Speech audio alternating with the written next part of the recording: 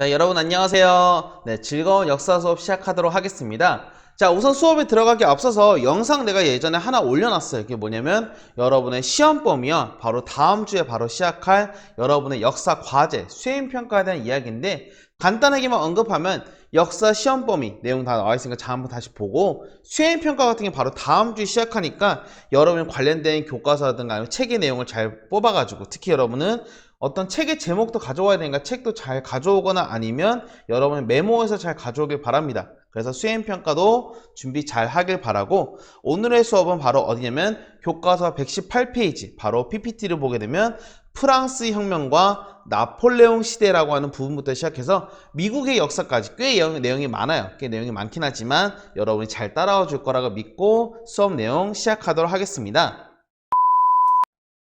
자, 그렇다면 바로 산업사회 국민국가 형성의 프랑스 혁명과 나폴레옹 시대부터 내용을 시작하게 될 건데 우선은 우리가 저번 시간에 어떤 내용을 배웠냐면 프랑스의 바로 라이벌 국가 지금도 아마 축구라든가 아마 우리나라와 일본 같은 관계일지도 모르겠네요. 한국과 일본이 있다면 유럽에서는 프랑스와 영국 같은 관계가 있는데 이 프랑스 같은 경우에서는 어떠한 혁명이 일어났는지 얘기하기 앞서서 저번에 영국에 어떤 혁명이 있었는지 기억나요?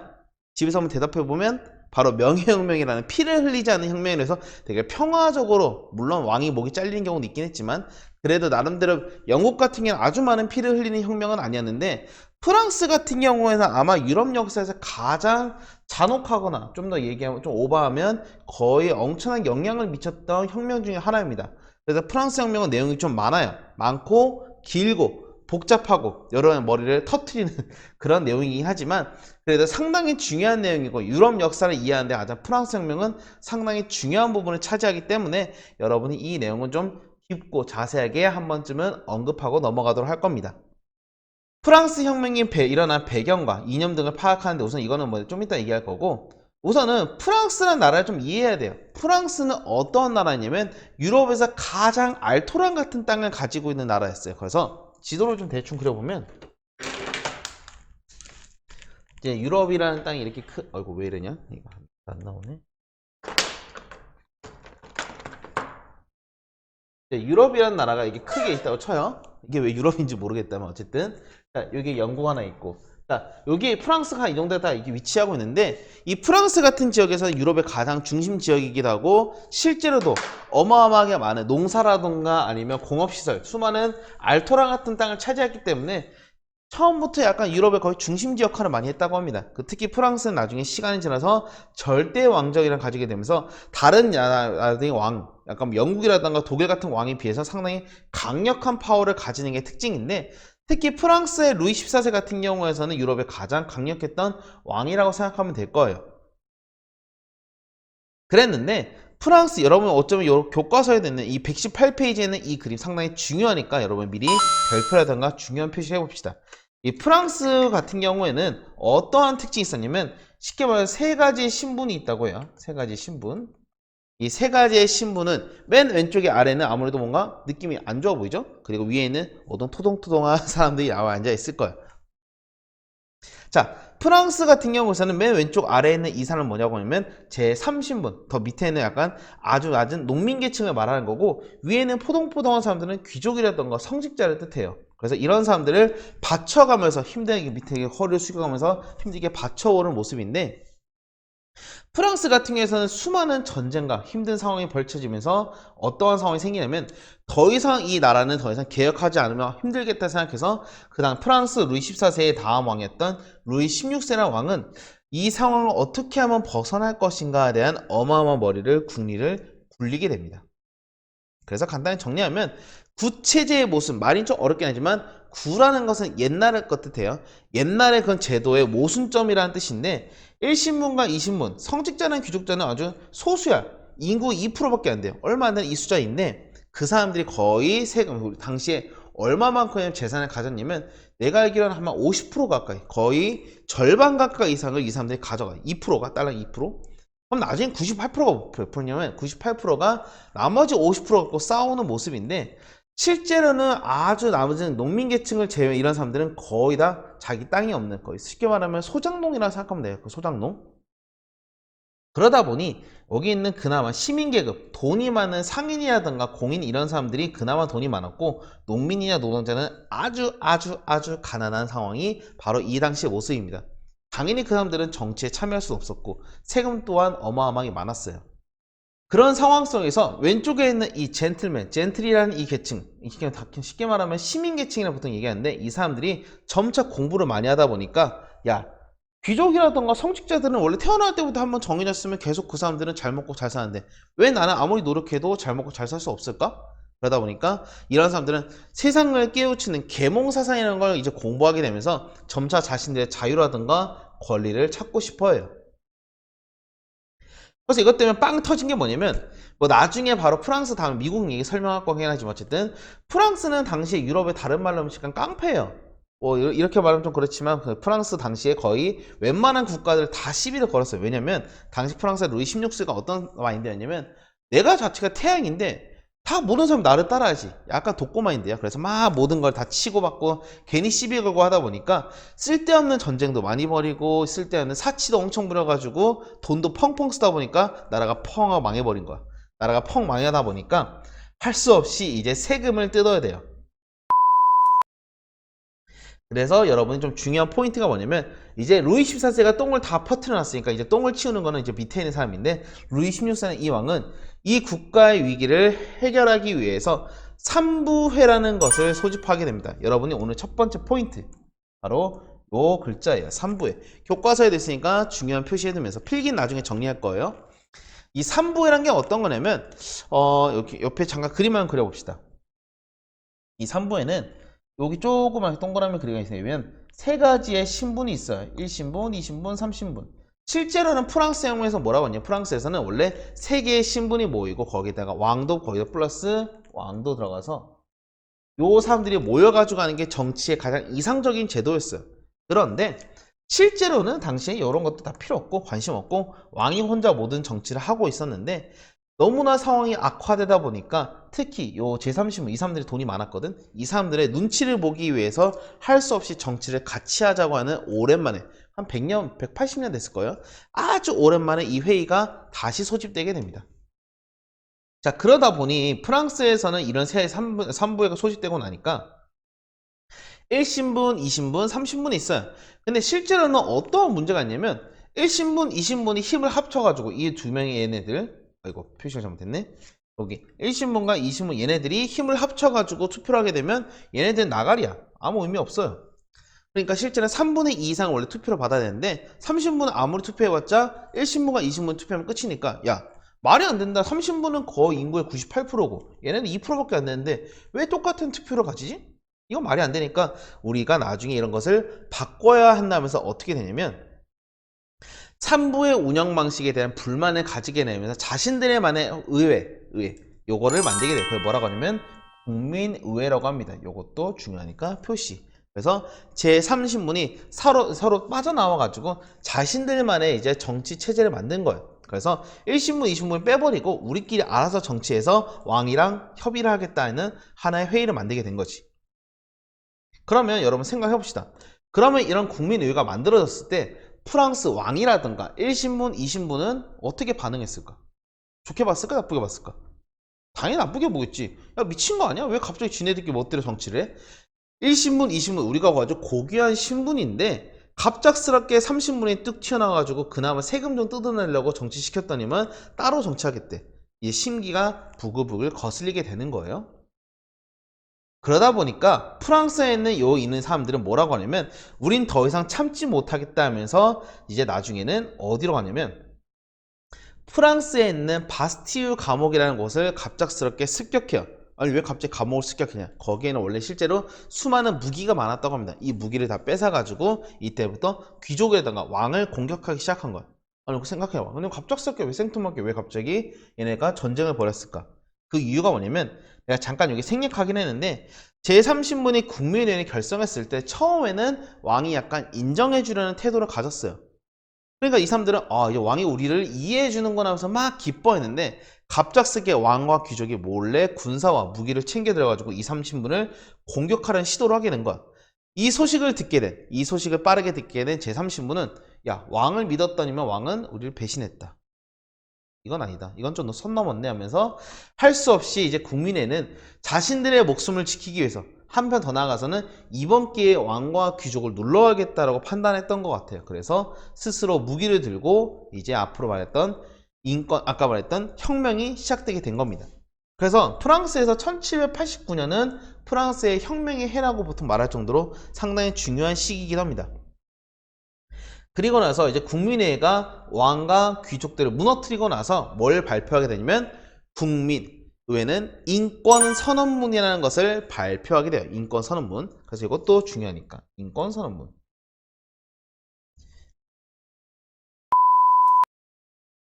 자, 그래서 정리를 해봅시다. 루이 16세가 처음에 3부회를 소집한 이유는 쉽게 말하면 1신분, 2신분, 3신분이라는 형식적인 틀을 통해 가지고 돈을 많이 뜯어내는 게 목적이었어요.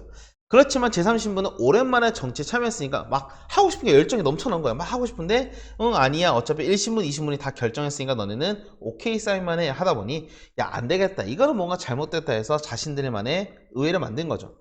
국민의회를 만들었는데 요거는 내가 생각했던 게 뭐냐면 국민회의가 처음에 이걸 만들고 나서 이제 이걸 해산시키려 하니까 테니스 코트라는 곳에서 쉽게 말하면 테니스 치는 거예요. 테니스 치는 곳. 여기서 모여가지고 우리가 헌법을 만들고 이거를 정식적으로 인정해 줄 때까지 우리는 해산하지 않겠다고 합니다. 근데 여러분 생각할 거야. 야 그러면 국회의사당에서 하던가 아니면 운동장에서 하던가 뭐 여러 장소가 있는데 왜 굳이 여기서 했을까? 이유가 뭘까? 이게 뭐냐면 당시 사회를 좀 이해해야 되는데 테니스라는 운동이 실제 당시에는 원래 귀족들만 할 수 있는 고유의 스포츠라고 해요. 아마 지금 여러분 약간 좀 비싼 스포츠라면 뭐 골프 이런 거 있잖아. 골프 이런 거가 보통 비싼 스포츠인데 당시에는 이 테니스가 귀족들의 거의 교양 스포츠 같은 개념이 있어가지고 일부러 테니스 코트에 딱 가가지고 야 우린 귀족을 눌러버리겠다. 우리는 이 테니스 코트에서 서약을 통해 우리가 귀족을 누르고 우리가 제 두 번째 왕과 직접적으로 소통하는 의회를 만들겠다는 하나의 결단의 의지를 보여주기 위해서 이 테니스 코트에서 했다고 합니다. 그래서 왕은 들어준 척 했어요. 그렇지만 실제로 뒤통수로 빡 때리니까 안 되겠다 싶어가지고 할 수 없이 바스티유라는 감옥을 습격해가지고 스스로 혁명을 시작하게 됩니다. 여기에는 원래 실제로 많은 정치범들이 많이 잡혀 있었다고 해요. 그래서 그 다음에 국민회의가 예전에 프랑스의 기본적인 체제를 다 무너뜨리고 우리가 어떻게 하냐면 인권선언이라는 걸 통해서 우리가 이제 새로운 프랑스를 만들겠다라고 빵 터뜨리게 됩니다. 자, 내용이 좀 길었지만 잘 정리해서 이 내용은 같은 경우 교과서 120페이지에서 121페이지에 아마 교과서 있으니까 이 그림들도 잘 참고해서 공부하길 바랍니다. 그래서 실제로 여러분 공부할 때는 교과서, 특히 교과서 읽을 때 좀 머리 아프니까 내가 설명하는 내용과 120페이지와 121페이지의 내용들을 잘 그림을 정리해서 공부하는 게 매우 매우 중요하다고 할 수 있어요. 자, 그래서 한번 다시 정리하면 3부회가 빵 터졌어요. 3부회 해가지고 이제 처음으로 1신분, 2신분, 3신분이 모여가지고 정치를 시작합니다. 그렇지만 실제로 1신분, 2신분이 자기끼리 쑥닥쑥닥 하면서 제3신분은 응 아니야 너네 꺼져 이렇게 하니까 안 되겠다 싶어서 제3신분이 새로운 의회를 만들었어요. 그것이 바로 빵빵 제일 중요한 국민의회. 그렇지만 국민의회를 만들었지만 국왕이 탄압하니까 안 되겠다 싶어가지고 테니스 코트 서약해가지고 막 버텼지만 국왕이 없애려고 합니다. 할 수 없이 바스티유라는 곳을 습격해가지고 거기에는 무기를 다 철취해서 이제 귀족들을 빵빵 쏘면서 공격하기 시작한 거예요. 좀 단순하게 얘기했지만 이 정도로 정리하면 될 것 같습니다. 아이고 목이 좀 아픈데 여러분 잠깐 숨 돌리면서 오늘의 두 번째 아주 핵심 포인트예요. 교과서 119페이지 있을 겁니다. 119페이지. 요거는 매우 매우 중요하니까 여러분이 교과서를 한번 펼쳐가면서 아니면 PPT를 보면서 정리해 봅시다. 자, 인간과 시민의 권리선언, 이걸 줄여서 인권선언이라고 하게 되는데 이 프랑스의 이 내용이 얼마나 중요하냐면 세계의 웬만한 거의 법전의 거의 제일 첫 번째 내용이 거의 매부분 다 들어가요. 우리나라는 민주공화국이다 먼저 들어갔지만 바로 그 다음 내용에 인간은 자유롭게 그리고 평등한 권리를 갖고 태어났다 해서 이 쭉 나오는 기본적인 내용들이 다 어디가 기초됐냐면 이 프랑스 혁명에서 다 나왔다고 할 정도로 상당히 중요합니다. 그래서 여러분이 중요한 포인트를 한번 동글뱅이를 쳐볼게요. 자유롭게. 두 번째 뭐가 중요하냐면 자연권. 그 다음에는 이제 사상 및 언론 자유권, 소유권. 자, 이게 왜 중요하냐면 인간을 자유롭게 그리고 평등하다, 이 자유와 평등이라는 걸 완벽하게 딱 제시한 이 글이 뭐냐면 바로 프랑스의 인권 선언이에요. 우린 당연히 우린 자유롭게 태어났지. 그리고 우리는 모든 사람들이 평등하다고 생각하잖아? 근데 옛날에는 귀족이라든가 우리나라도 옛날에 그렇죠. 양반과 천민이 있었던 것처럼 이런 차이가 있었는데 이런 걸 다 무너뜨린 게 바로 프랑스 혁명이란 거예요.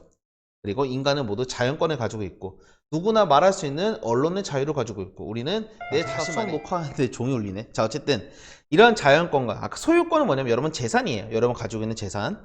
자, 이런 것들을 전부 다 보장해주는 글을 만든 게 프랑스의 인권선언이다. 그러니까 여러분이 인권선언의 명칭 그리고 여러분 이 동그라미에 친 이 내용들 상당히 중요하니까 꼭 머릿속에 잘 기억하면서 프랑스 인권선언의 특징이 뭘까요? 하게 되면 여러분이 뭐 자유권, 인간의 자연권, 소유권, 언론의 자유 이런 것들이 다 정리돼야겠지.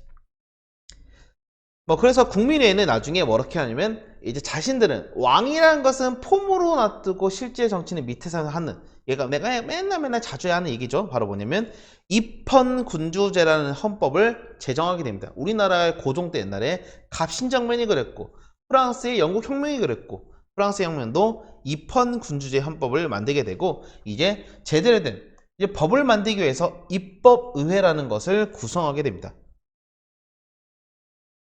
그래서 여러분 좀 중요하니까 프랑스 119페이지에 있는 과제 1번의 이 내용을 적어볼게요. 인권선언문에 담겨있는 혁명 정신과 인간의 기본권이 무엇인가? 자, 정리하게 되면 다음과 같습니다. 이렇게 될 거예요. 자유와 평등, 국민이 주인이다. 국민 주권, 천부인권. 천부인권이 말이 좀 어려운데 원래 이건 뭐냐면 모든 인간의 권리는 하늘로부터 하늘이 모든 인권을 다 줬다라는 거. 천부인권, 그리고 재산권, 소유권까지. 그리고 프랑스의 국기 여러분 아마 알 거예요. 요 국기 있잖아. 이렇게 해서 파랑색, 뭐 흰색, 빨간색 이렇게 있는데 요 삼색기가 어떤 뜻이었냐면 원래 이런 뜻을 가지고 있다고 해요. 프랑스의 국기의 파랑색은 자유, 평등, 붉은색은 우애. 옛날에 뭐 박애 이랬는데 요새는 우애, 우정과 사랑을 뜻한다고 해서 우애라는 뜻으로 이 세 가지의 뜻을 가지고 있다고 합니다. 근데 프랑스의 삼색기가 왜 중요하냐면 지금 유럽에 여러분이 혹시라도 유럽의 국가의 깃발을 좀 생각한다면 이 삼색기를 모델로 하는 발음이 이상해. 삼색기 하니까 삼색기를 모델로 하는 수많은 국가가 많아요. 프랑스도 그렇고 독일도 그렇고 스페인도 그렇고 물론 라이벌했던 영국은 아예 다르긴 하지만 웬만한 국가들은 이 프랑스의 국기를 모델로 해서 만들어진 국가가 상당히 많다고 합니다. 왜냐면 프랑스 혁명의 정신을 스스로 받아들이기 위해서. 자, 숨 돌리고.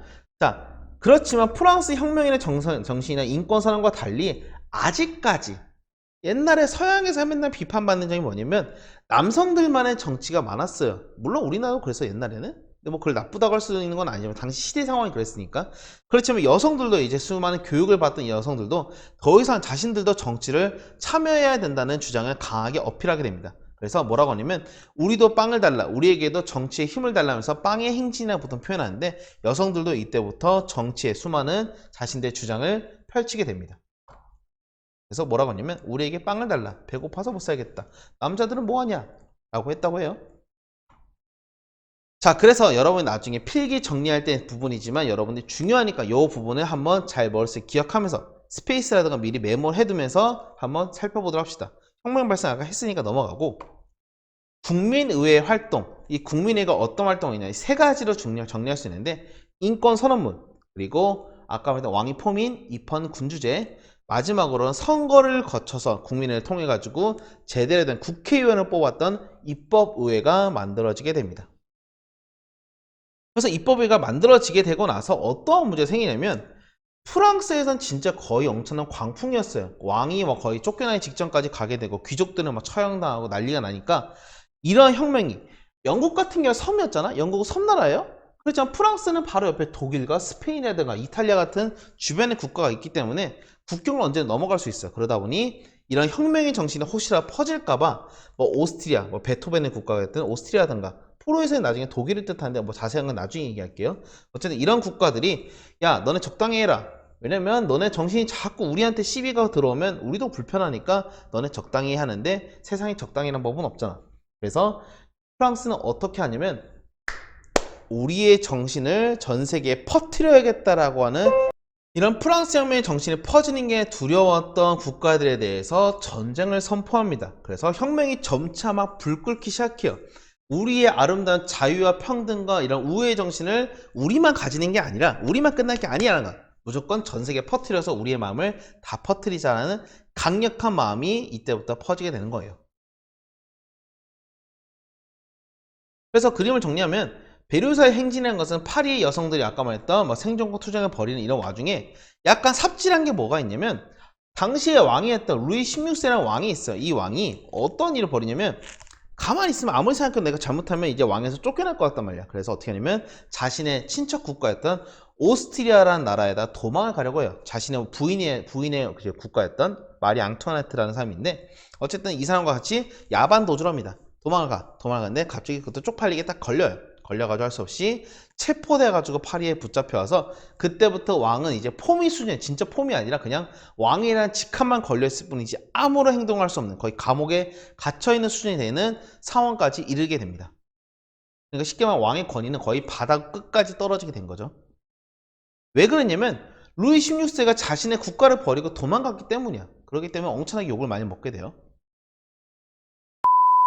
그래서 이제 시기가 지나고 나서 입법의회라는 게 만들어지게 되고 이때부터 다른 국가와 전쟁을 퍼지게 되는데 입법의회가 생각보다 정치를 잘 못한다고 판단하다 보니까 어떻게 만들어지냐면 이때부터 야 입법의회 아무리 정치 잘 못하는 것 같아. 우리보다 좀 더 과격한 사람들 쉽게 말하면 우리도 여러 가지 사람의 성향이 있지만 좀 더 과격하게 말하는 사람 있잖아요. 이런 과격파가 정치의 힘을 잡게 되면서 새로운 또 정치를 만드는데 이걸 뭐라고 하냐면 국민공회라고 해요. 국민공회. 이 국민공회가 만들어지는데 여러분이 공자라는 글자를 잘 기억해. 공. 입법이라는 것은 법을 만들었잖아. 공이라는 것은 원래는 공화정을 뜻해요. 공화정. 자, 공화정은 뭘까? 바로 왕이 없는 국가를 뜻하지. 이제 아까 말했던 나라를 버려왔던 루이 16세라든가 아니면 마리 안투아네트 같은 거 다 필요 없다. 우리에게는 진정 왕이 없는 민주정치가 필요하다면서 공화정을 선포합니다. 그러면 권리적거리 왕 누구야? 루이 16세겠죠? 루이 16세와 마리 앙투아네트를 턱턱 하면서 목을 잘라버려요. 기요틴이라는 이 물건에다가 자 기요틴이라는 이 처형 때는 사실 어떤 특징을 가냐면 엄청 무거운 칼이야. 무거운 칼이 있어가지고 줄을 매달아서 줄을 탁 끊으면 이 무거운 칼이 쫙 내려지면서 목이 날아가는 그런 처형 도구인데 이거를 왜 만들었냐면 너무나 죽일 사람은 많고 사람을 일일이 하나씩 죽여가면 힘드니까 이제 쉽게 말해서 공장 같은 기계를 만든 거죠. 그래서 하루에 100명, 200명 넘게 사람들을 처형시켰다고 합니다. 악랄한 귀족들이라든가 왕 같은 사람들. 그래서 공화정을 선포하고 나니까 전 세계 다른 유럽들은 어떤 반응이었을까? 야, 영국도 죽인 것도 충격이었는데 프랑스도 미쳐 도는구나. 다른 옆에 있는 수많은 왕의 국가들은 덜덜 떨게 되는 거예요. 야, 나도 목 잘리는 거 아니야? 그래서 프랑스를 반대하는 국가들만의 동맹이 만들어지게 됩니다. 여기 나와 있는 반프랑스 동맹. 그러다 보니까 프랑스의 혁명을 전파를 막으려는 동맹군이 만들어지니까 프랑스 자신들도 자신들의 혁명을 퍼뜨리기 위해서 우리도 다른 나라도 자유와 평등을 느껴야 되니까 자신들의 이제 새로운 군대를 만들게 되는데 이 군인들이 행진하면서 불렀던 노래가 있어요. 라 마르세이즈라는 노래가 있는데 이게 현재도 지금 프랑스에 사용하고 있는 국가라고 합니다. 국가. 간단하게 얘기하면 뭐 쭉 내용이 나와 있는데 내가 노래는 몰라요. 그래서 그냥 여러분 나중에 참고만 하는데 맨 밑에 글자를 보게 되면 야 좀 세요 표현이. 그대들의 처자식에 목을 베라 하면서 하는데 아마 내 생각엔 여러분 초등학교 1학년의 학생들이 이 노래를 부르면 난 좀 상당히 충격이 클 건데 프랑스에서는 지금도 잘 쓰고 있다고 해요. 뭐 초딩들이 갑자기도 여러분의 목을 베라 이러고 노래 부르고 있으면 내가 학부모라든가 선생님 입장에서는 저건 좀 아닌데 선 넘었네 이렇게 생각할 것 같은데 프랑스는 이런 정신이 원래 중요하다 보니까 사용하고 있는 것 같습니다. 아까 말했던 기요틴이에요. 목에 탱강 잘리는. 자, 그래서 이런 아까 말했던 공화정을 펼치고 나서 공이라는 글자 잘 표현하고 있잖아. 자, 국민공회죠. 국민공회. 또 하나 더 하면 공화정이 있죠. 하나 또 공이 뭐였냐면 공포정치입니다. 이 세 가지는 세트예요. 미안해. 공공. 그래서 국민공회는 공화정을 펼치고 공포정치를 했다. 로베스피에르라는 이 남자가 왕이 된 건 아니죠. 가장 높은 위치에 있는 예전에 크로멜이라고 생각하면 될 거예요. 이 사람이 물가를 억제하고 징병제 실시하고 여러 가지 개혁을 추진한 건 좋았는데 문제는 재판을 통해 가지고 자기에게 반대하는 모든 사람들의 목을 기요틴이나 땡깡땡깡 자르기 시작합니다. 그러다 보니까 처음에는 이 사람이 속 시원하더라고요. 예를 들면 여러분 그런 거 있잖아요. 뭐 뉴스라든가 강하게 말하는 사람 뭐 사이다 사이다 이렇게 뭐 짤도 많이 돌아다니는데 확 시원한 거 있잖아요. 그런데 이 사람들이 하는 것도 점차 시간이 지나면 선을 넘을 때가 많아. 그래서 아까 말한 로베스피에르도 너무 지나치게 공포 정치를 하다 보니 시민들도 점차 이 사람에 대해서 피로감을 느껴요. 아 제발 좀 피곤하다 그만 좀 해라 하다가 보니 결국 할 수 없이 나중에는 어떻게 되냐면 로베스피에르도 나중에 다른 반대자들에 의해서 붙잡히게 되고 결과적으로는 정치가 예전의 정치로 돌아가는 약간 이상한 형태로 프랑스 혁명이 정리가 되기 시작해요. 그래서 이 정신을 누가 마무리하게 되냐면 나중에 나폴레옹이라는, 여러분 한 번쯤 들어봤을 거예요. 나폴레옹이 이 남자가 우리 총재 정부라는 걸 무너뜨리고 새로운 정권을 잡게 되는데, 복잡한 거는 사실 여러분 뒤쪽 이건 좀 그렇게 신경 안 써도 되지만 앞에 내용까지 공포 정치에 있는 공회, 아까 말했던 요 내용 있잖아요. 요 국민 공회까지는 잘 기억하면서 내용을 정리했으면 좋겠어요. 아우 숨 되게 막히다 힘들지? 자 그래서 혁명의 과격화까지 봅시다. 세 가지예요. 우선은 공민공회라는 여기서 공화정을 선포해서 루이 16세의 목을 땡강 날려버리니까 이제 다른 나라 반프랑스 동맹군들이 프랑스를 공격하기 시작해요. 공포정치를 통해서 로베스피에르는 이제 수많은 정치 개혁을 하게 되지만 너무나 무서웠던 정치를 하다 보니 나중에는 로베스피에르도 몰락하게 되고 약간 이상한 정치로 흘러가게 되니까 누가 나중에 정리하게 되냐면 이 남자, 바로 탕야 같은 이 남자 나폴레옹이 이 모든 상황을 정리하게 됩니다.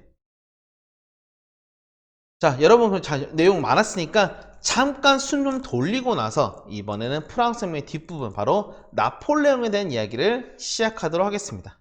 자, 잠깐 숨 좀 돌리세요.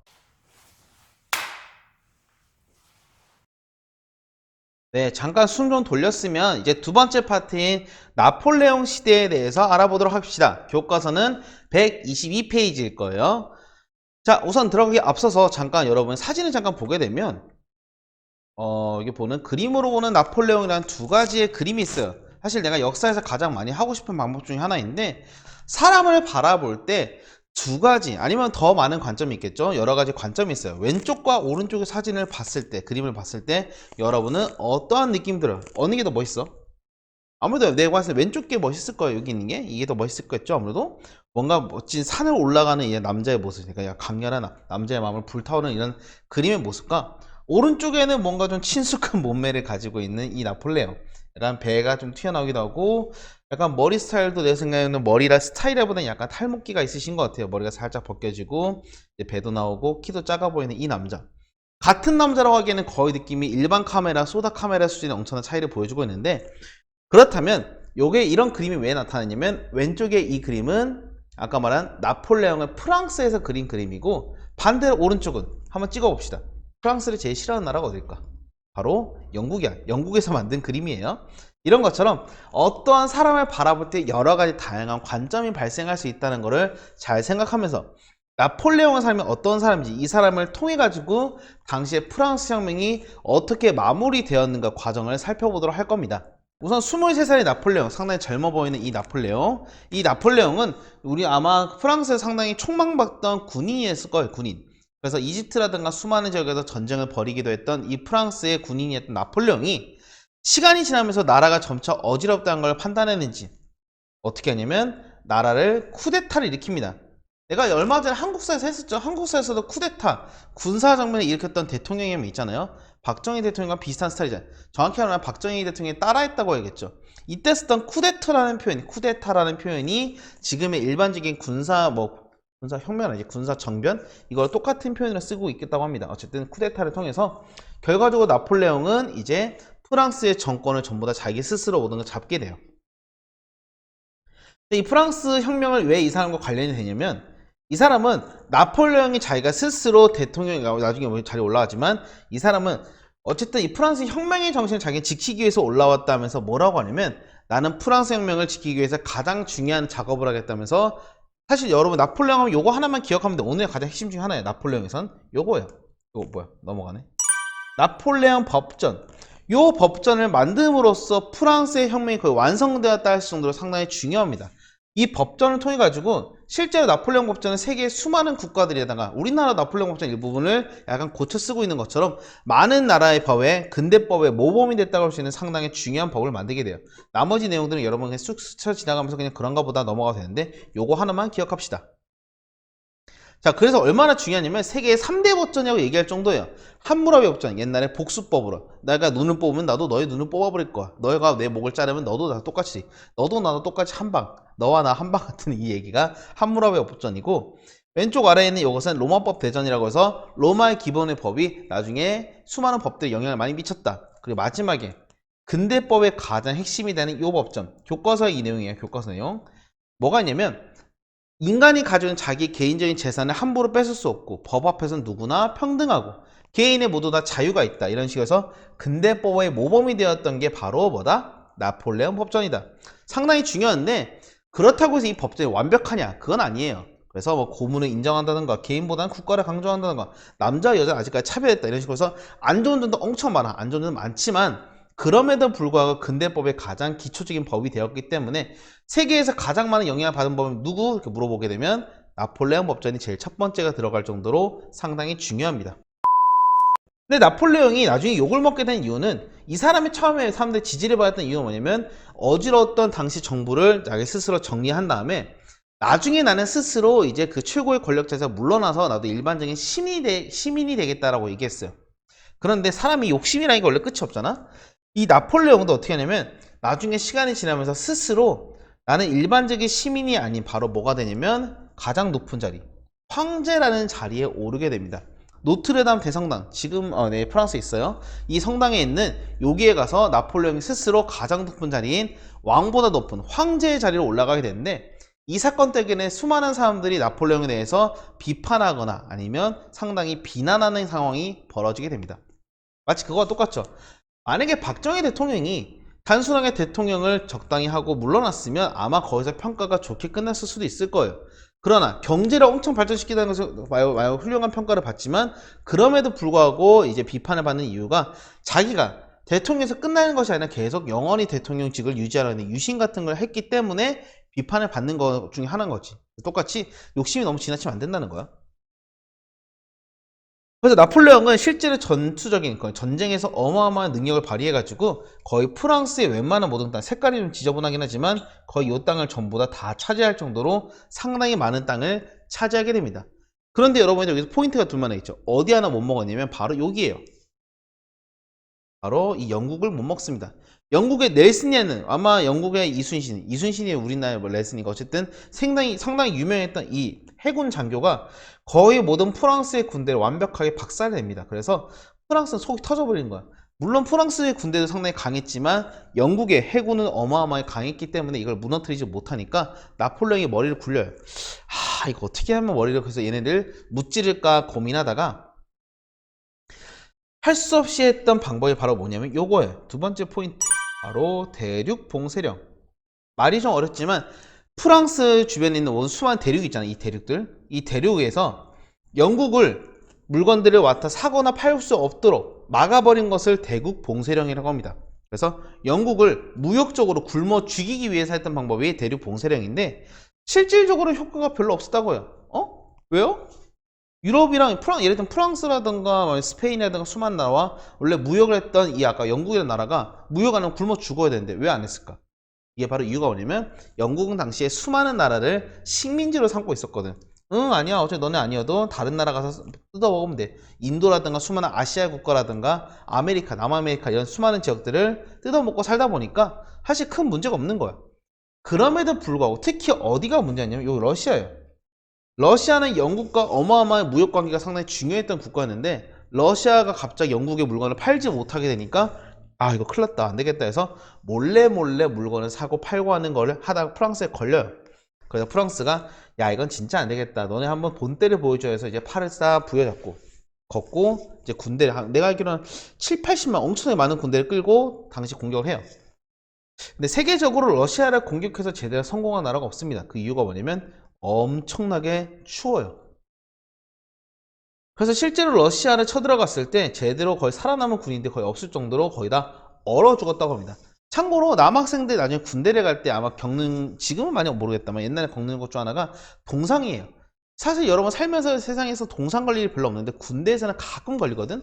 발이 젖어 있는 상태에서 오랫동안 걷거나 하게 되면 발이 꽝꽝 얼어버립니다. 그래가지고 이 얼은 상태에서 하게 되면 잘못하면 발을 잘라버리거나 아니면 발을 완전히 회복시키기 어려울 정도로 상당히 위험하기 때문에 이 동상은 나중에 잘 녹이거나 해서 없애야 되는데, 사실 군대에서는 그걸 다 처리하니까 문제가 없어요. 근데 옛날 군대는 그런 거 모르니까 발이 다 얼어붙어도 어쨌든 끝까지 가야 되고 막 걸어가다 보니 짜잔 도착했을 때는 갑자기 이미 내 다리는 쓸모가 없어. 망한 거지. 이미 다리가 쓸모없고 팔도 쓸모가 없는 상태에서 군인들이 총 쏘면 당연히 뭘 얼마나 잘 쏘겠어. 결과적으로 나폴레옹은 완벽하게 러시아 공격했다가 똥망하게 돼요. 똥망. 그래서 프랑스의 나폴레옹이 몰락하고 나서 나중에 독일의 국가의 모태가 되는 프로이센이라든가 아니면 옆에 있는 영국이라든가 오스트리아 같은 이런 국가들이 이제 프랑스를 엄청나게 압박하기 시작합니다. 이런 국가들이 이제 공공의 적이었던 이 프랑스를 공격하기 시작하면서 프랑스도 폭삭 망해버려요. 거기다 플러스 러시아까지. 그래서 오스트리아에서, 당시에는 오스트리아 나라가 상당히 강했던 국가였는데 이 국가의 재상이었던 메테르니라는 이 남자, 그냥 이름만 기억하면 좋겠는데 모르면 뭐 할 수 없고, 이 메테르니아 이 사람이 이런 체제, 아까 말했던 프랑스의 자유라든가 혁명 이런 것들은 다시는 불타오르면 안 된다. 이 귀족의 세상, 왕의 세상을 무너뜨리면 안 된다. 그래서 예전으로 돌아가자고 하는 체제를 만들게 됩니다. 뭐라고 하냐면 빈 체제라고 해요. 빈은 오스트리아 수도입니다. 수도.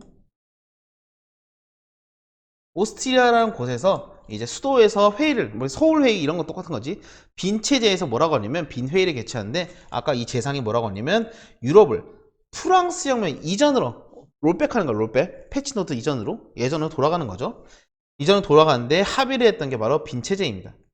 그래서 아마 그림에 여기 나와 있는 것처럼 유럽의 국가들 밑에는 프랑스가 있을 거고, 이 수많은 국가들이 국경선을 다시 짜면서 예전의 모습으로 돌아가자 했던 게 바로 나폴레옹이 몰락하고 나서의 빈 체제라고 할 수 있습니다. 그래서 빈 체제는 자유라든가 민족을 강조했던 프랑스 혁명을 완전히 탄압하는 게 목적이에요. 그래서 사국 동맹을 맺어가지고 영국과 러시아, 오스트리아, 프로이센 이 네 개 국가가 프랑스를 계속 누르면서 살짝 밟아주면서, 이렇게 밟아주면서 이제 예전의 세대로 돌아가자 했던 게 바로 빈 체제의 등장까지 해서 결과적으로 프랑스 혁명은 와 하다가 나중에는 딱 끝나버리는, 안타까운 것처럼 끝났지만 사실 여러분은 이 혁명이 여기서 끝난 게 아닙니다. 왜냐면 나중에 이 혁명의 불씨라는 것은 한번 겪었기 때문에 수많은 사람들에게 어마어마한 영향을 미치는 거예요. 마치 우리나라에 비교하면 5.18 민주화 운동을 통해 가지고 수많은 사람들이, 광주 민주화 운동 통해서 수많은 사람들이 죽었잖아요. 그렇지만 그 불씨가 나중에 나타나서 87년 6월 항쟁이 됐던 것처럼 똑같아. 프랑스 혁명 겪었던 사람이 이미 자유라든가 민족을 알아. 그러다 보니까 다시 롤백하려는 것을 더 이상 참지 못하게 되고, 후 훗날 수많은 나라들 사람들이 다시 혁명을 하게 되는 계기가 되었다라고 할 수 있습니다. 그래서 프랑스 혁명은 상당히 중요해요.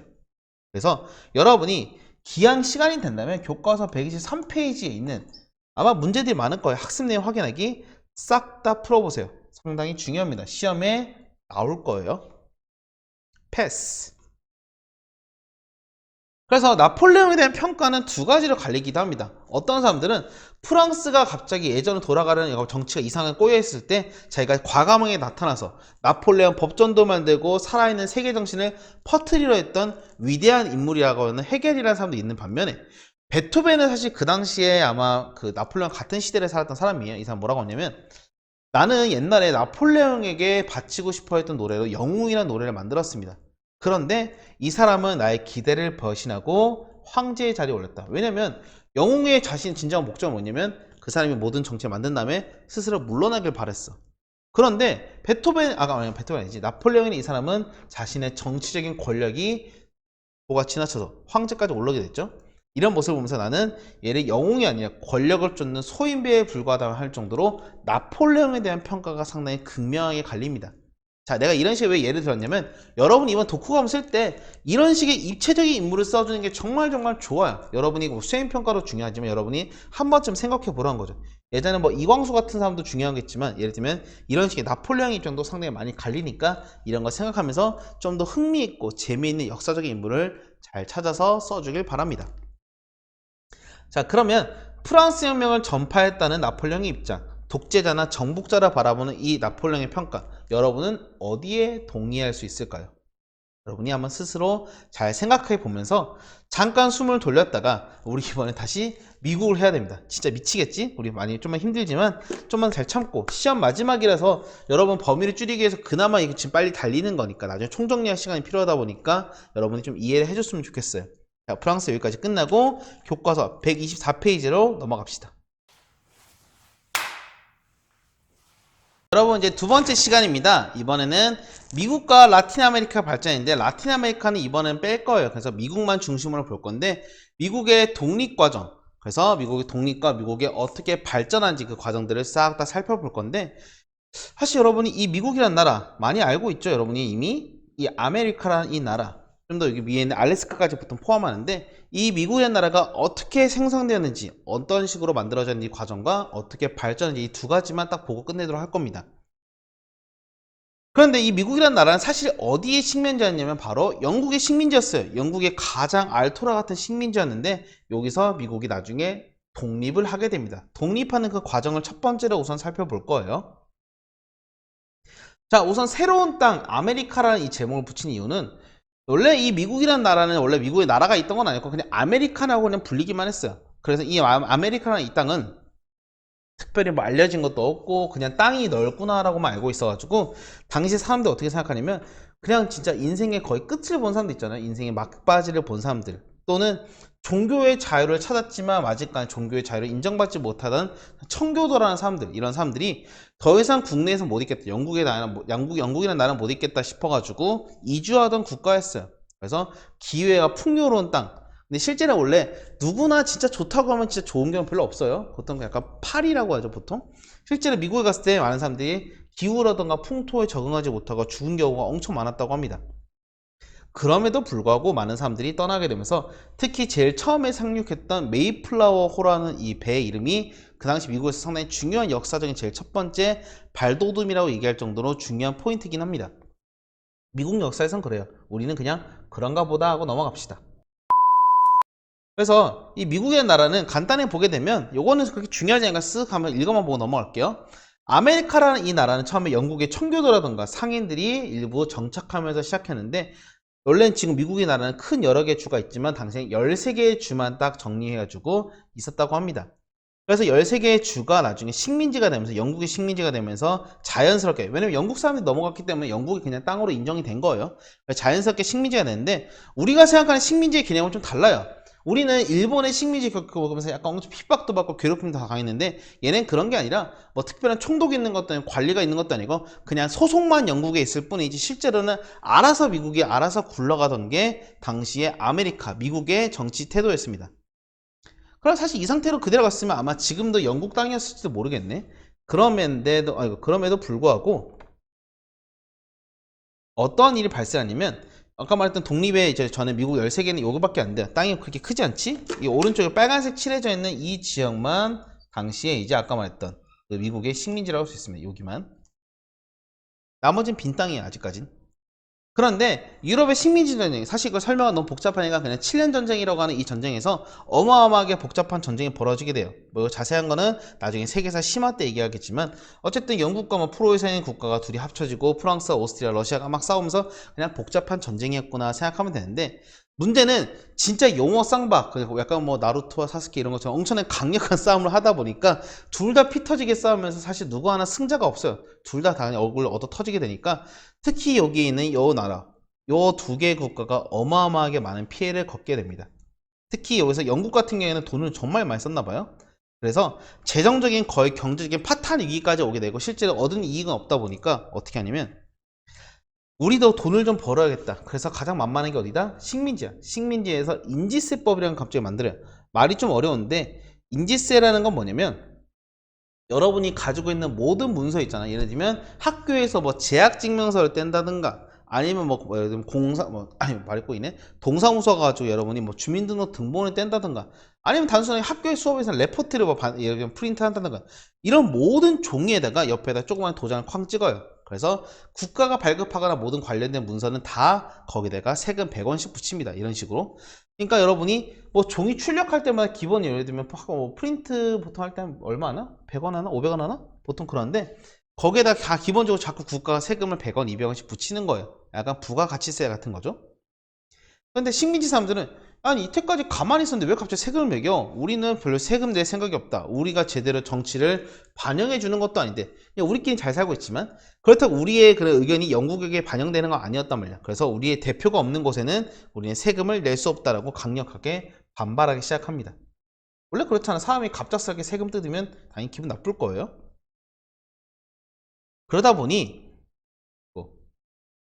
요거 왜 프린트 순서가 좀 꼬였네. 자, 우선 요거부터 봅시다. 자, 영국에서 프랑스 전쟁으로 재정이 악화되다 보니까 세금을 매기는데 세금을 우린 낼 수 없다 해서 영국은 다 모든 세금을 다 없애요. 그런데 딱 하나 요거요. 차라는 게 문제예요. 우리가 쓰이는 붕붕카 차를 말하는 게 아니라 마시는 거예요. 마시는 거. 마시는 홍차 같은 이런 차에다가 모든 다 세금을 매기는데 여러분이 생각할 때 차를 세금 매긴 게 뭐가 그렇게 중요해라고 할 수 있을 거야. 근데 여러분 영국의 문화, 당시의 아메리카 문화를 좀 이해를 해야 돼요. 바로 뭐냐면 영국이란 나라는 여러분이 나중에 혹시 영국에 놀러 가보거나 놀러 가본 친구가 있다면 영국의 음식 문화는 약간 호불호가 많이 갈립니다. 근데 디저트 문화 같은 게 진짜 발달했어요. 영국에 맛있는 디저트 많다고요. 나도 아직 안 가봤지만 어쨌든 영국의 디저트를 먹을 때 같이 먹는 음료가 뭐냐면 바로 차라고 합니다. 중국에서 너무 이 차가 자기네 입맛에 너무 잘 맞았는지 홍차라고 해서 이 차를 많이 맨날 마시고 거의 하루에 뭐 몇 잔씩 한 세네 잔 넘게 마시는 것 같아요. 그래서 영국에 이런 말도 있죠. 티타임이라고 할 정도로 상당히 유명한 티 문화가 발달했다고 합니다. 그러다 보니까 매일 마시는 거의 필수품 같은 이 차에다가 세금을 매긴다? 이건 어쩌면 종이에 매기는 인지세법보다 더 강력한 세금이 되는 거야. 여러분이 홍차를 잘 개념이 이해가 안 된다면 이런 음료를 본 적 있을 거예요. 아마 실론티라든가 대자와 이런 음료가 있는데 편의점에서 한번 쓱 본 적 있을지도 모르고 아니면 한 번도 안 먹어본 친구도 있고 한번 먹어봤다가 바로 푹 뱉으면서 이런 미친 맛이야 할 수 있는데 하나 더 있다면 이것도 있겠다. 요새 유행하는 공차? 그것도 차예요. 어쨌든 이런 거. 이런 모든 차 문화가 있는데 발복이야. 그러다 보니까 이 홍차의 문화에 대해서 엄청나게 이제 미국 사람들이 반발하게 돼요. 왜냐면 차에 세금이 너무 많이 붙으니까. 나중에 미국은 이런 차의 문화가 좀 많이 사라지게 되고 뭐로 바뀌냐면 바로 커피로 바뀝니다. 어쨌든 이런 차에다가 세금을 많이 매기다 보니까 너무나 분노했던 사람들은 요 그림이 좀 보일지 모르겠는데 요 조그마한 이제 무슨 종이가루 같은 거 보일 거예요. 이게 뭐냐면 보스턴 차 사건이라는 이 사건을 좀 설명을 해야 됩니다. 자, 보게 되면 그림의 여러분 약간 특징을 보죠. 이상한 남자들, 이상한 훌떡 보던 남자들, 인디언이에요. 이 사람들이 갑작스럽게 뭐라 지 배에 올랐어요. 배에 올라가지고 뭔가를 던지고 있는 모습입니다. 그러면 세금을 많이 매기니까 야, 안 먹어. 더러워서 안 먹는다 이거야. 쉽게 말하면. 그래서 차에다가 수많은 세금을 매긴 이 모든 차를 다 갖다 버려요.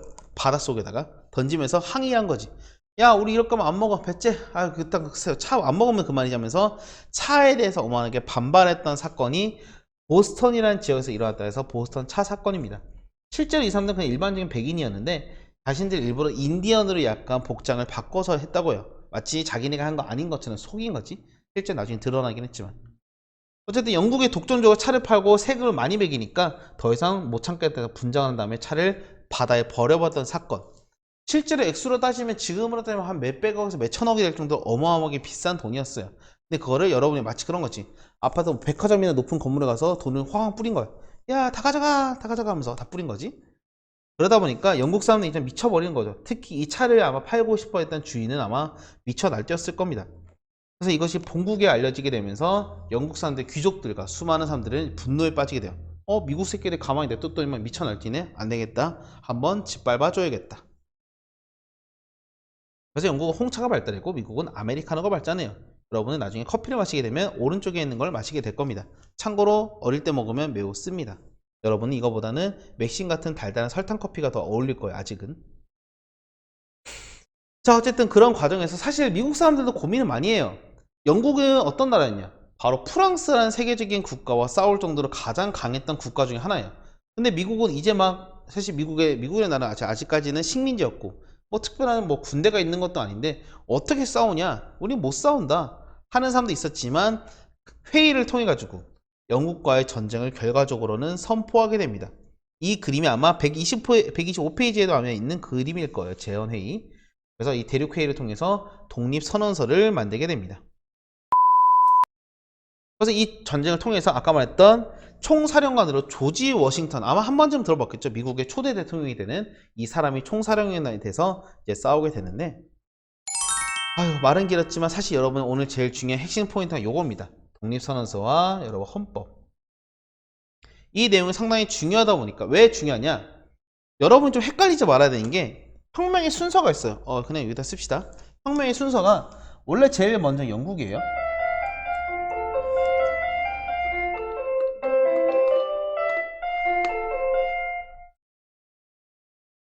영국이 가장 먼저였고, 그 다음에 어디였냐면 사실은 프랑스를 공부했는데 정확히 프랑스는 아니에요. 프랑스는 아니고 원래는 미국이 먼저, 그리고 프랑스가 다음입니다. 그래서 개인적으로 교과서 순서가 왜 이렇게 나오는지는 이해가 안 돼요. 그렇지만 여러분이 그냥 그런가 보다 하고 넘어갑시다. 잠깐만. 아마 영국과 미국과 프랑스 순서로 한 거는 아마 나라들을 아마 테마를 묶다 보니까 아마 학교의 교과서는 영국과 프랑스, 미국 순서로 나온 건데, 실제 혁명의 순서는 영국이 가장 먼저였고 그 다음 미국, 그 다음 프랑스 순서입니다. 어찌됐든 미국의 이 독립선언서라는 상당히 중요해요. 여러분, 내가 여기 나왔어, 여기 프린트에 나와 있는 것처럼, PPT 나온 것처럼 파란색, 노란색, 그리고 초록색까지 여기 중요한 부분이니까 각각 밑줄을 치고 밑에는 글씨까지 써주면 좋을 것 같아요. 세 가지 내용이 상당히 중요합니다. 천부인권, 주권제 및 저항권, 이 세 가지가 들어가게 되는데, 이게 왜 중요하냐면, 사실 내가 순서를 왜 말했냐면 영국과 미국, 프랑스라는 건 프랑스 혁명 인권 선언의 내용 있잖아요. 인권 선언. 이게 바로 그냥 나온 게 아니라 이 미국의 내용을 토대로 해서 나중에 나온 거예요. 그래서 미국의 이 내용 같은 경우에 천부인권, 주권제 및 저항권은 다양한 사람들이 머리를 짜내가지고 이런 것들을 했으면 좋겠다 나올 때 그러다가 만들었는데, 나중에 프랑스 혁명이 벌어지고 났을 때 이 내용이 상당히 좋았다고 판단했는지, 어쨌든 이런 것들 자료를 잘 사용해서 만들었다고 해요. 그래서 이거 중요하니까 잘 기억하고, 어쨌든 총사령관이었던 조지 워싱턴 같은 경우 처음 영국과 싸웠을 때 사실 거의 다 이기지 못해요. 여러분이 느꼈을 때 뭔가 조지 워싱턴이 유명한 위인이니까 막 다 이겼겠지 생각할 수 있는데, 실제로는 맨날 도망만 다닙니다. 초반에 도망 다니다가 나중에 도망 다녀서 약간 방심하고 있었을 때 딱 두 가지의 전투가 있어요. 바로 렉싱턴 전투하고 요크타우 전투라는 이 두 가지 전투에서 대박을 빵 터트립니다.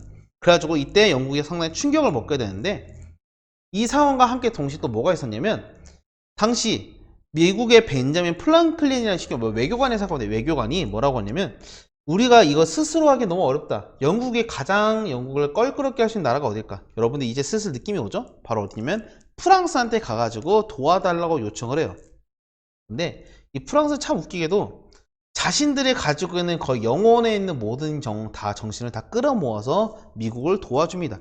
이유는 단 하나야. 그냥 영국 망하라고. 참 웃기죠, 세상은. 어쨌든 영국이 망하길 바랬던 이 프랑스는 자신의 전쟁도 아님에도 불구하고 어마어마한 군대를 파견해서 미국을 도와주기 시작합니다. 그래서 이 상황 때문에 사실 결과적으로는 영국이 아까 말한 미국을 놓아줄 수밖에 없는 상황이 펼쳐지게 된 거예요. 프랑스군도 너무나 많은 군대를 지원했기 때문에. 그래서 아이러니하게도 결과적으로 이 요크타운 전투를 끝으로 해서 아까 말했던 그 미국이 승리하게 되고, 미국에 요구했던, 우리에게 독립을 요구했던 그 내용이 받아들여지게 되면서 결과적으로 미국은 독립을 하게 됩니다. 그래서 프랑스에 가가지고 프랑스 파리에서 조약을 맺어서 프랑스에서 인정하게 되고 영국도 인정하게 되면서 전쟁이 끝나게 돼요. 자, 그래서 미국의 독립을 좀 보게 되면 혁명의 전개에서 필라델피아, 크림치즈로 유명한 동네 대륙회의를 개최해가지고 워싱턴이 됐고 독립선언서 발표했다. 그리고 독립전쟁을 통해서 특히 어느 나라, 바로 프랑스가 어마어마하게 푸시를 해줘가지고 요크타운 전투 등의 승리해서 결과적으로 파리 조약으로 미국의 13개의 땅이 1783년에 독립을 승인하게 됩니다. 그래서 결과적으로 미국은 프랑스의 도움을 상당히 많이 받기도 하고 자신들의 노력도 많이 해서 두 가지가 짬뽕이 돼서 결과적으로 독립을 하게 되었다고 할 수 있죠. 그 미국의 건국 주역들은 뭐 조지 워싱턴, 애덤스, 뭐 토마스 제퍼슨 여러 가지 사람이 있는데, 여러분 이런 사람들 그냥 그런가 보다 넘어가 상관없지만 더 중요한 건 뭐냐면 사실 요 개념을 이해해야 돼요. 연방주의와 반연방주의. 이게 뭐냐면 미국이라는 나라는 어떻게 되냐면 수많은 주라는 것으로 이루어져 있어요. 혹시 미국에 가본 친구는 알겠지만 캘리포니아주, 뉴욕주, 뭐 아니면 시카고주 이런 식으로 각각의 주가 있는데, 우리나라를 굳이 비교하면 뭐 경기도, 강원도 이런 개념이 있지만 그거보다 훨씬 더 강력한 힘을 가지고 있는 게 거의 주의 개념입니다. 정확히 말하면 각 주는 거의 각각의 국가 정도 수준대로 상당히 분리되어 있어요. 그 주에서 그 주들을 연합해서 하나의 정부를 만들어진 게 연합정부라고 해서 연방주의라고 해서 그 전체를 완전히 가진 최고의 중심이 바로 이런 미국이란 미합중국이라는 나라인데, 그러다 보니까 두 가지에 갈려요. 각각의 주가 중심이 되는 게 맞을까? 아니면 중앙 집권적인 우리나라처럼 중앙이 중심인 나라가 맞는 것인가?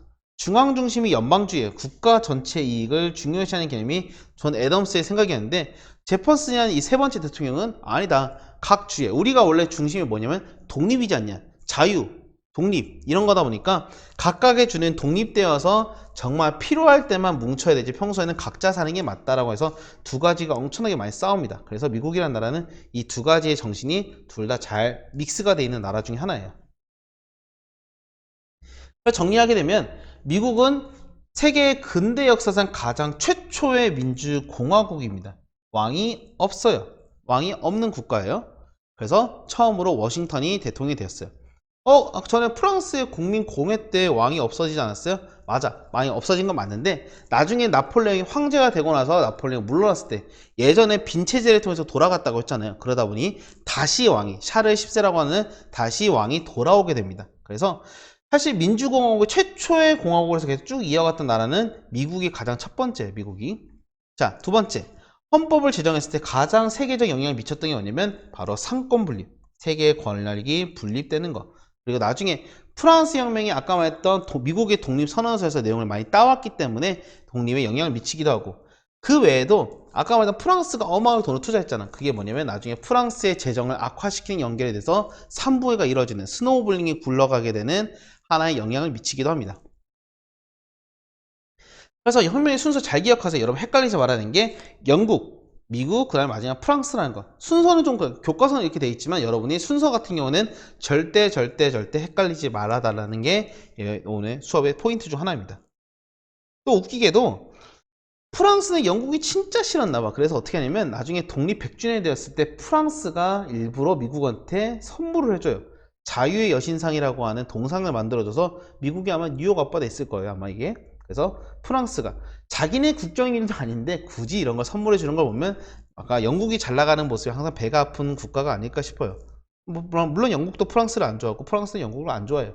진짜 맨날 서로 의뢰한 전쟁 국가는 아닌데 약간의 미묘한 라이벌이라 생각하면 될 것 같습니다.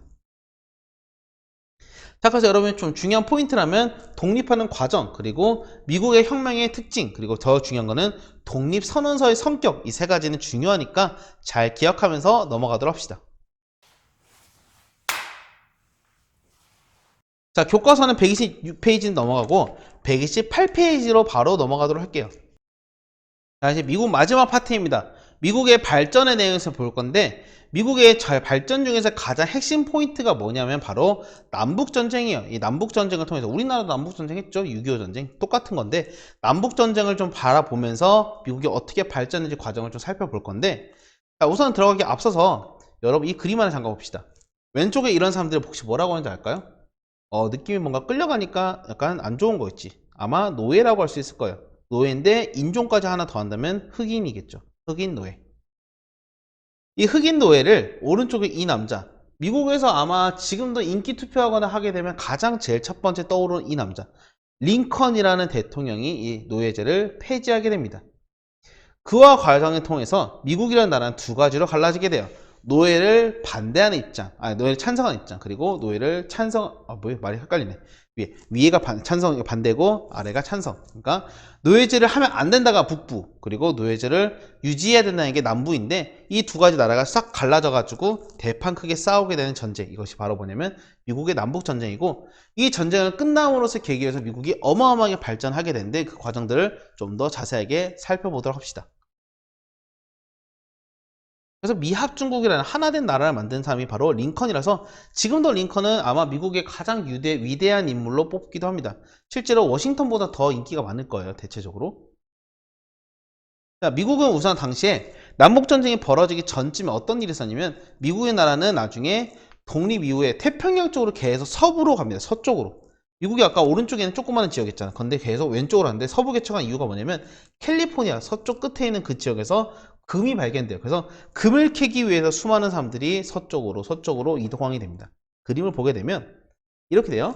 원래는 오른쪽에 있는 아이고, 우리가 오른쪽에 이 지역 사람들이 이렇게 서쪽으로 가게 된 이유는 이 캘리포니아라는 이 지역에서 수많은 금이 나왔기 때문인데, 당시에 토마스 제퍼슨은 이 남자가 특히 가운데 있는 루이지애나 이 땅이 원래는 프랑스의 땅이었어요. 근데 나폴레옹한테 가가지고 야, 이거 땅 우리가 사고 싶은데 얼마에 살려 했는데, 나폴레옹이 굳이 자기가 쓸모도 없는 땅이나 판단했는지 어마어마하게 싼 값에 후려칩니다. 그래서 미국은 거의 영토가 2배 가까이 늘어나는 대박을 터뜨리게 되고, 루이지애나 차지하고 밑에 텍사스 차지하다 나중에는 캘리포니아나 오리건까지 차지하게 되면서 거의 어마어마한 영토를 나중에 차지하게 됩니다.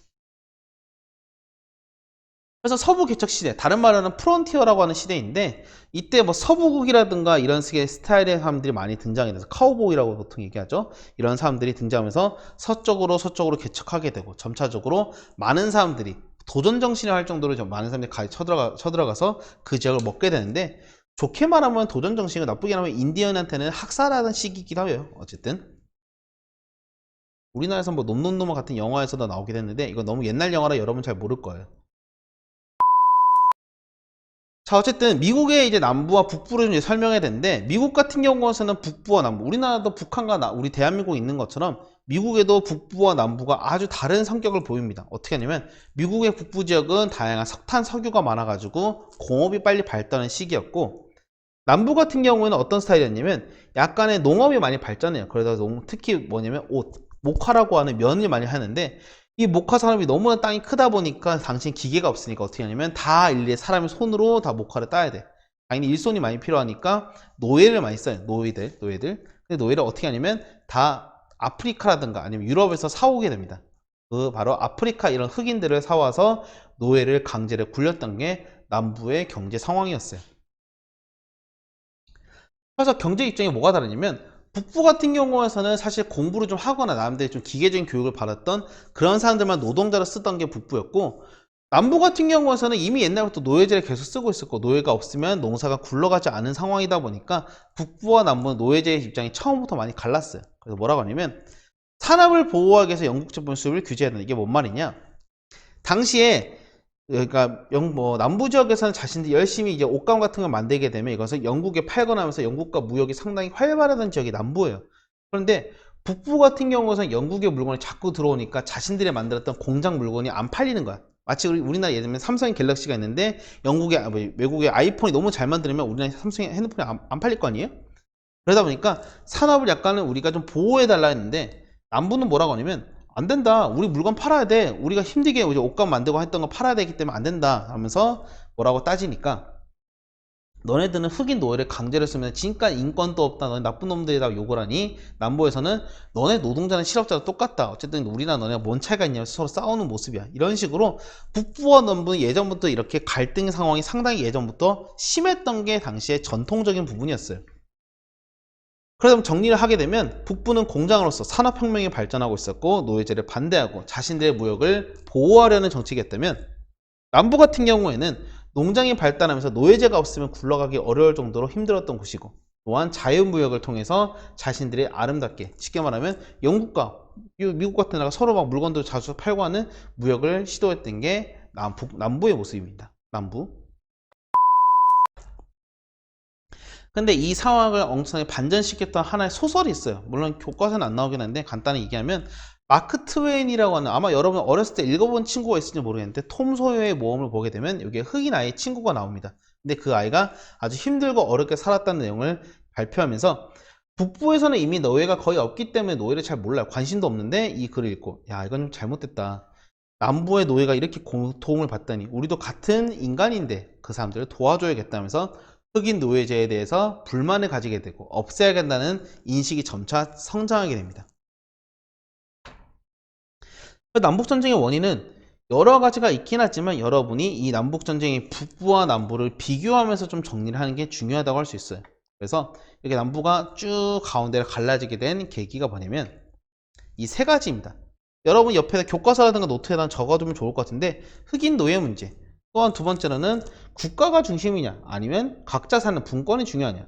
연방주의는 북부 입장이었고 분권은 남부 쪽 입장입니다. 그리고 무역 같은 경우는 영국에 물건이 들어왔을 때 이득을 보는 쪽은 남부 쪽이에요. 왜냐면 자기는 물건을 잘 사고 팔 수 있으니까. 근데 북부는 자신들의 공장 기계 물건이 안 팔릴 수 있으니까 자유무역보다는 보호무역을 주장했던 겁니다. 이런 식으로 여러 가지 문제가 막 대립되고 하다 보니까 할수록 나중에는 대판으로 싸울 수밖에 없는 합리적인 건 아니지. 어쨌든 필연적인 결과를 가져오게 되죠. 그래서 표를 좀 정리하면 여러분이 한번 간단하게 먼저 생각해서 써본 다음에 먼저 써보고 나서 풀어보는 게 더 좋을 것 같아요. 잠깐 생각해서 스스로 한번 풀어보길 바랍니다. 네, 잘 풀어보았을 거라 보고 한번 답을 맞춰보면 중심세력, 남부는 농장이었던 북부는 공장주라든가 상공업자였을 거예요. 산업구조, 상공업을 발달한 남부는 대농장, 무역정책은 보호와 자유, 정치는 연방과 분권, 노예제도는 폐지, 그리고 여기는 찬성하는 입장. 이렇게 해서 여러분이 이렇게 표를 구분해서 남부와 북부가 이런 식의 많은 차이가 있었다는 것을 이해할 수가 있을 겁니다. 그래서 당시에 남부의 대표적인 더글라스라는 남자, 그리고 링컨, 북부의 이 두 남자가 서로 싸우게 되는데, 더글라스라는 남부는 뭐라고 하냐면 노예제 허용은 알아서 결정한 문제지 왜 굳이 그거를 뭐 북부 입장 멋대로 하라 하지만, 링컨 같은 경우에서는 우리는 인간으로서 노예제를 언젠가는 없애야 되는데 그렇게 말하는 것은 노예제를 영구화시키는 아주 나쁜 방법이라면서 더글라스를 비판합니다. 참고로 이 논쟁이 미국 정치사에서 상당히 의미가 있는 게 뭐냐면, 더글라스라는 남자는 쉽게 말하면 거의 정치계의 터줏대감? 되게 유명했던 인물이에요, 옛날부터. 근데 링컨은 당시에 되게 젊었고, 쉽게 말하면 정치에서는 특별한 영향을 미치지 않던 아주 낮은 신분의 거의 하원 의원이었는데, 이 사람이 말을 너무 잘하다 보니까 점차 이슈가 돼가지고 링컨이 더글라스한테 도전장을 내민 거야. 내가 저 사람 말 빨리 이길 수 있다. 그래서 더글라스가 들어와 한번 싸우자. 들어와서 싸우게 되는데, 실제로 링컨과 더글라스가 아주 맞불을 붙게 된 거예요. 사람들이 들어오면 들어볼수록 링컨의 말이 상당히 설득력이 있네 하면서 결과적으로 대통령 선거를 딱 열어봤을 때 링컨이 아슬아슬한 숫자로 대통령에 당선이 되게 됩니다. 그래서 링컨이 대통령에 당선되자마자 했던 말은 어떠한 주도 미국에서 벗어날 수 없다. 이미 한번 들어왔으면 나갈 수 없다는 거죠. 한번 가입했으면. 거기다 두 번째로 모든 인간은 평등하기 때문에 흑인 노예제는 없애져야 된다. 그래서 그 노예제 확장을 반대하고 연방주의를 내세웠던 이 링컨에 대해서 남부 같은 경우는 각자의 주에 약간 뭐라냐 독립성이 중요한데 이거는 약간 만행이다 하면서 비판하게 되고, 결과적으로는 북부를 공격하면서 남북전쟁이 발생하게 돼요.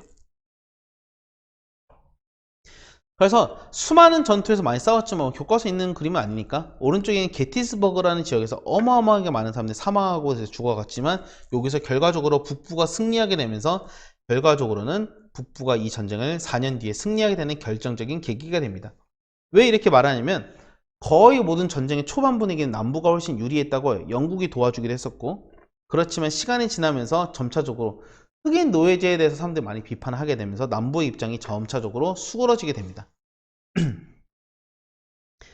결과적으로는 이제 쭉 내용 읽어보면 다 있으니까 별 중요한 건 없는데, 링컨이 노예 해방 선언을 통해서 결과적으로는 북부가 승리하게 되는 결정적인 계기가 되기도 해요. 이 내용은 여러분이 뭐 교과서는 없지만 좀 중요하니까 한번 언급만 합시다. 사회 시간에 사실 중요하게 얘기하는 것 중 하나인데, 게티스버그의 연설이라는 것은 상당히 지금도 남아있는 명연설 중에 하나예요. 그래서 이 사람이 뭐라고 하냐면, 링컨은 인민을 위한 정부는 이 지상에서 결코 사라지지 않을 것입니다. Government of the people, by the people, for the people. 이렇게 말하는 인민, 다른 말로는 뭐 사람, 아니 백성, 뭐 시민 이렇게 말할 수 있는데, 이 사람들의 모든 것들, 이 사람들이 가장 중심으로 하는 이 정부는 세상에 사라지지 않을 것이다. 모든 정부는 대통령이나 왕을 중심이 아닌 것이 아니라 모두 사람, 일반적인 시민을 위한 정부라는 것이라는 것을 강력하게 말하면서 자유와 평등을 강조했던 링컨의 이 모든 연설은 상당히 많은 연설의 명언으로서 남게 되는 거예요.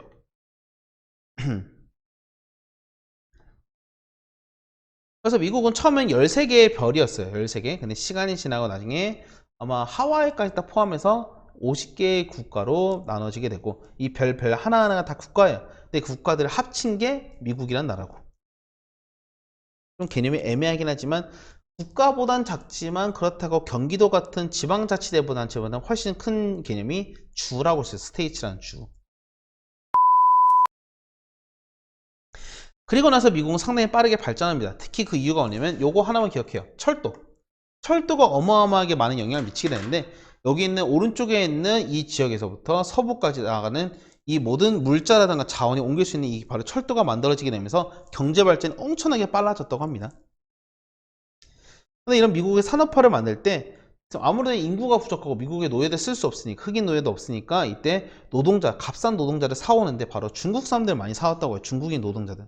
이 사람들 쿨리라고 보통 표현했는데, 이 사람들이 나중에 도시를 만들어서, 그러니까 쉽게 말하면 중국인 도시? 중국인 특성화 지구 이런 걸 만들게 되는데, 바로 거기가 어디냐면 미국의 중요한 캘리포니아 도시 중에 하나죠.